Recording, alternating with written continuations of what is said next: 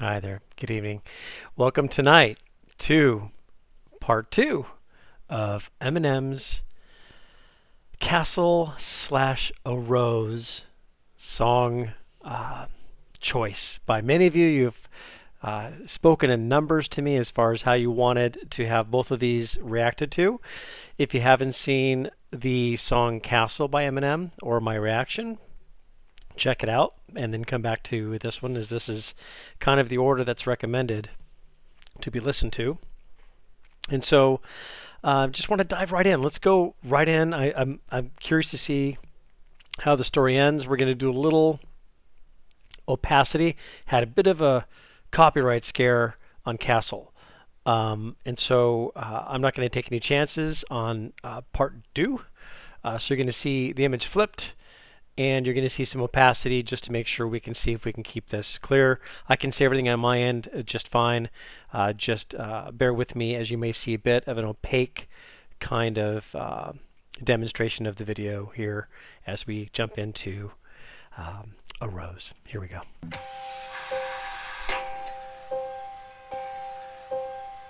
If I could rewind time like a tape inside a boombox, one day for every pill or Percocet that I ate. Whoa. Cut down. Whoa. Okay. Oh yeah. Wait. So what we have here, and I'll see if I can give you a little bit less opacity here as I'm talking about this. Didn't expect the Rose to be playing in the background. Wow, it's such an unusual combination, but so cool. What a cool little surprise. Okay, didn't expect that. I'm assuming it's Bette Midler's version of the Rose. I can't really tell over his singing at the moment, but let's go ahead and just listen in again. Here if I could rewind time like a tape inside a boombox, one day for every pill or Percocet that I ate. Cut down on the volume, I'd have heard everything, but death is turning so definite. Wait, they got me all hooked up to some machine. I love you, Bean. Didn't want you to know I was struggling. Feels like I'm underwater, submerged like a submarine. Just heard that nurse. Was he like out? Like when did he like OD on? Oh my gosh, I am just chills. Get this sweater off me and show you the proof. There it is. Oh my gosh.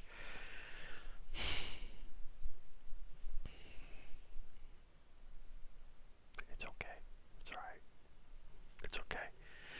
Did he overdose? I mean, was he in the hospital for this? Oh my gosh. Death is turning so definite. Wait. They got me all hooked up to some machine. I love you, Bean. Didn't want you to know I was struggling. Feels like I'm underwater, submerged like a submarine. Just. Oh my gosh. Could you? Okay. I need to be careful here.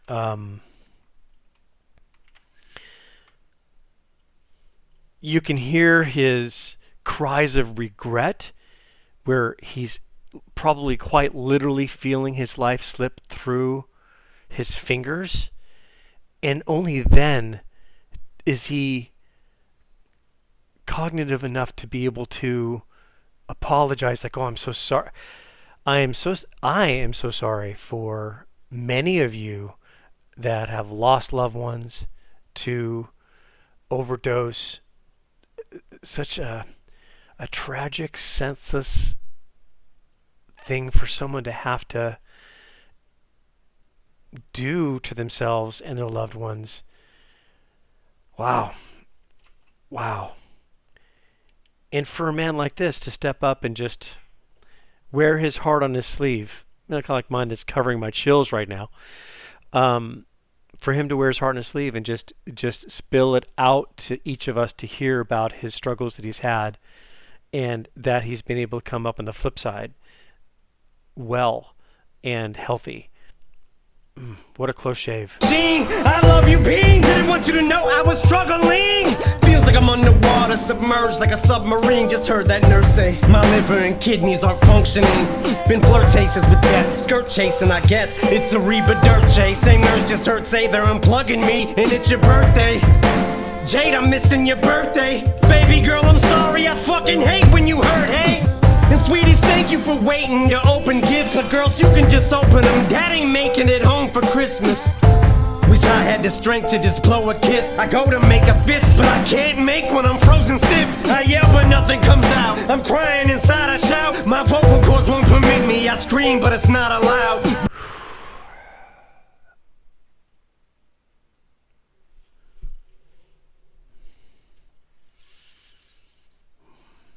Wow.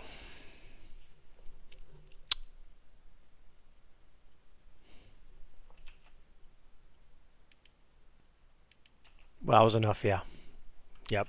Comes out, I'm crying inside, I shout. My vocal cords won't permit me. I scream, but it's not allowed.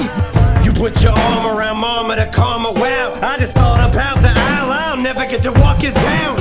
Never see you graduating your caps and gowns. It's about to be 2008. How's this happening now? I got so much more to do. In proof, I'm truly sorry if I let you down, but this tore me in two. The thought of no more me and you. You gave me shoes, Nikes like new for me for school. Duty, I'm trying, but you would've glued it, bind it. So many things, time I'd give anything to rewind it.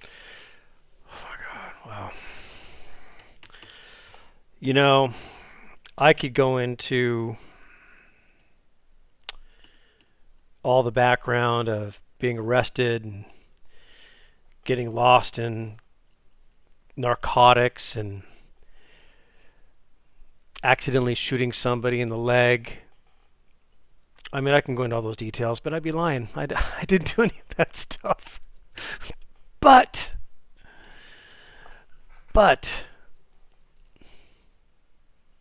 this man speaking from the heart, and boy, do I count myself into this. I hope we all are listening to this man's experience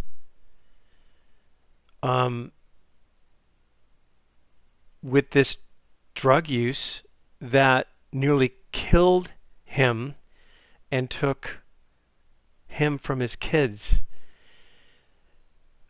If there's ever a time that I could mini soapbox again, would be to beg and plead any of you that are watching that happen to be caught up in this, that you feel there's no escape and you can't get out. You can. There's too many people in this world that you may not be aware of that love you enough to want you in their lives. Boy, I pray that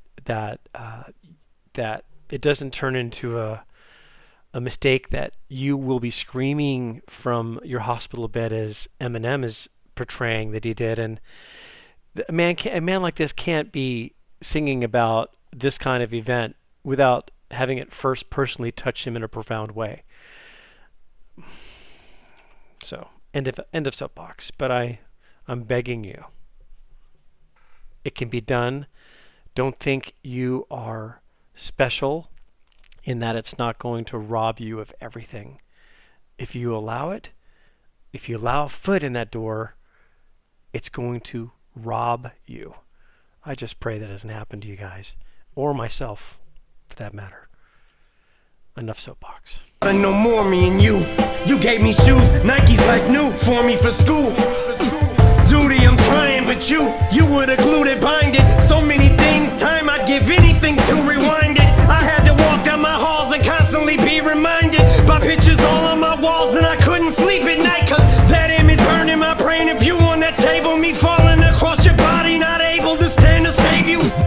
God, why did you take him? I'm trying to keep his legacy alive, but I'm dying. Where's Nathan? Little ladies, be brave. Take care of your mother. Smile pretty for pictures. Always cherish each other.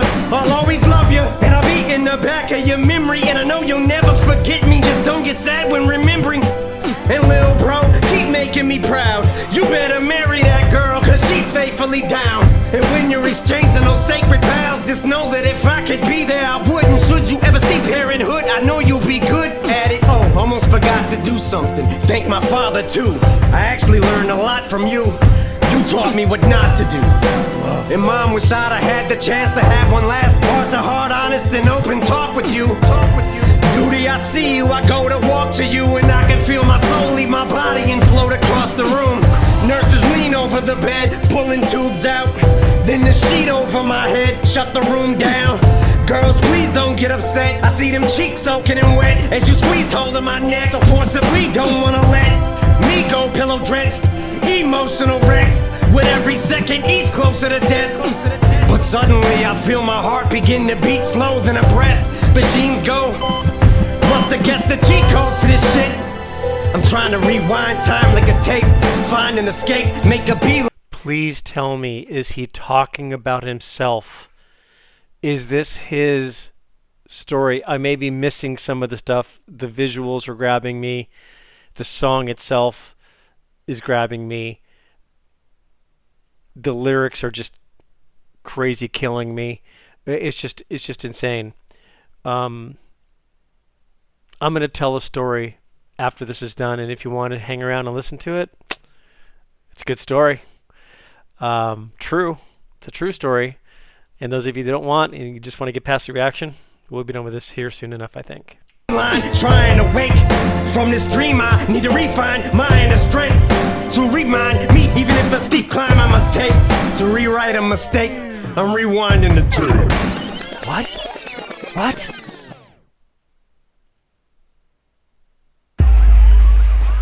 What?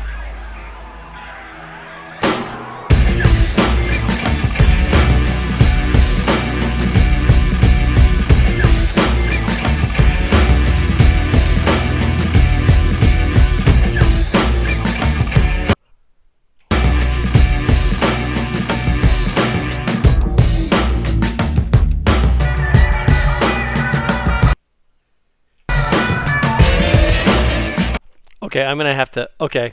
All right. Okay.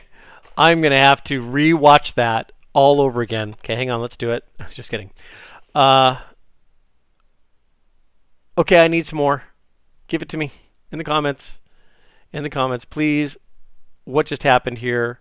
Did this really happen? Did he imagine and dream it all?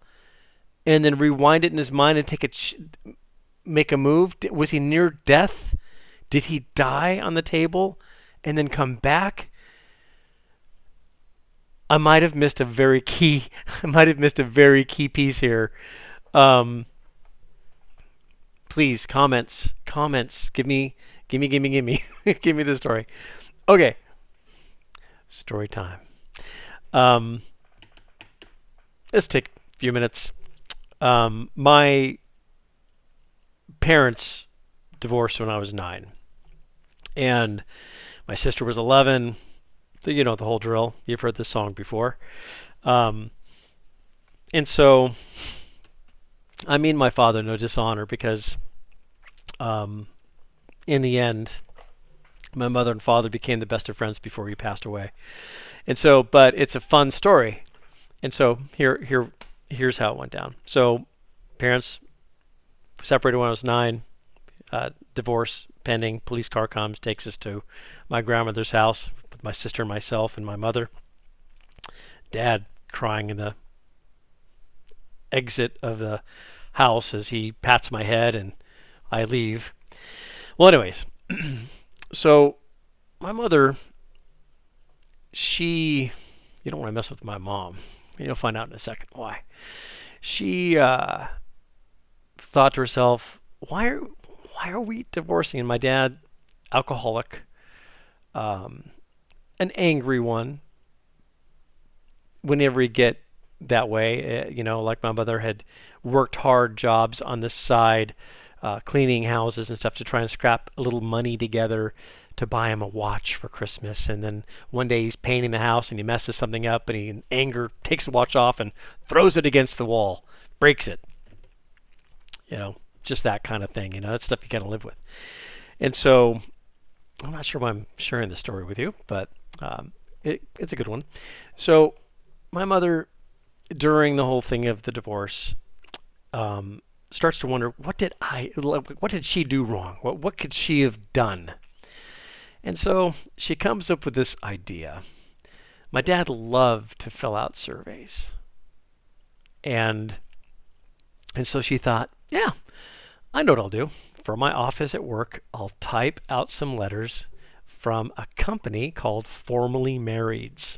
Okay, a counseling service that likes to do some research on why couples in this day and age, or back then, divorced. So she sends him a letter. Hello, sir.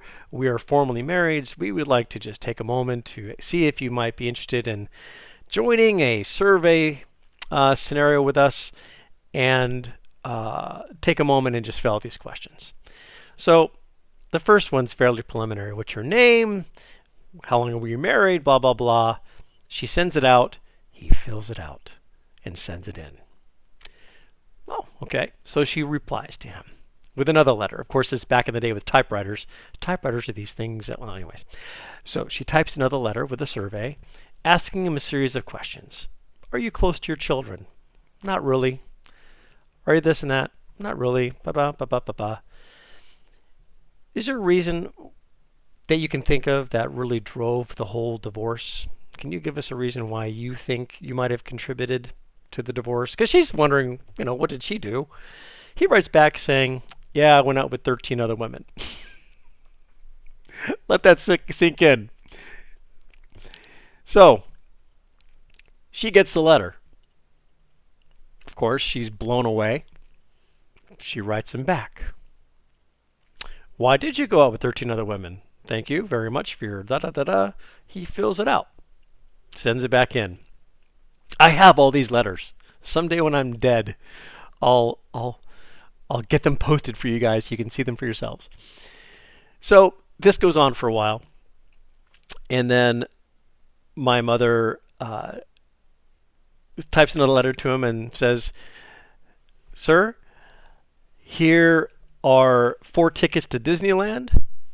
We would like you to take your wife and children to Disneyland on us for taking the time to fill out these surveys. So we all go to Disneyland. I was just a kid back then. I'm going, oh, great, we're going to Disneyland. I had no idea as to the backstory. Get to see my dad, the whole thing. She writes another letter to him. Sir, we would like to meet with you and your soon-to-be ex-wife at a place called Orange Hill Restaurant in Orange County, California. Look it up. You can just take a moment to go do a search on Google for Orange Hill Restaurant. Beautiful restaurant that's up on a little hill that overlooks the whole area of Orange County. Beautiful. So she goes, would you please be willing to meet your ex-wife along with one of our employees to discuss some additional details? He agrees. So my mother goes to the Orange Hill Restaurant an hour early, and she has 2 envelopes in her hand, one with her name on it and one with his name on it. In the envelope of his named envelope is a $20 bill. Back in the day, it was a lot of money. A $20 bill and a note saying, we're sorry we couldn't make it to the dinner this evening, but please discuss the contents with your soon-to-be ex-wife. So in the envelope is a series of her surveys that she had filled out, and in her envelope are his surveys that he had filled out. And so, of course, they're acting all shocked and, oh my gosh, had a beautiful dinner, left, all of that. Series of months goes by. My father calls to talk with me or my sister or my mother, and he says, and she tells him, she goes, just to let you know, I'm formerly married. So at first he thought, oh my gosh, that's incredible. Like he tells her, I can't believe you did that. Like that's amazing. And then it dawned on him. She got him in a big way. And then he called her something that I won't repeat, slammed the phone down, and that was the end of the marriage. That was it. That sealed it. Several years later, 31 years later, 31 years ago, roughly 32 years ago, when I'm about to get married. See, I'm really old. My mother knows that she's got to she's got to make a way to make amends, right? And so, well, actually, let me back the clock up a year or two. So we had Thanksgiving at my mother's house. My father's living in his apartment. And my mother says, here, take this to your father. And she packs a little box, puts a couple candles in it, turkey, stuffing, the whole thing. I took it to his house. First time I've ever seen the man weep as he ate a meal. Just out of the sheer, I guess, gesture of this peace offering, right? And he wept like I weep on a lot of my videos. You've seen me weep, but I mean, he really wept. And so they started to talk here and there, but they still had a lot of, he had a lot of anger toward her. He still was an alcoholic, so he had his situation. And then she decided, I'm going to invite him over for Thanksgiving, just before the wedding, just so I can at least get the nerves out, get it put to bed, have him come over, have dinner, be a part of the whole family, bring him back in. And that became the first domino that fell that brought their friendship back together again. Now she had remarried. Her husband at that time, he passed again. So she lost her second husband. But out of all of the cruelty that occurred with what he had done, how she had been physically and emotionally abused, there was a profound redemption that happened that built their friendship closer than it could have ever been. Of course, as he was in his nursing home, always begging her to remarry him because he truly loved her.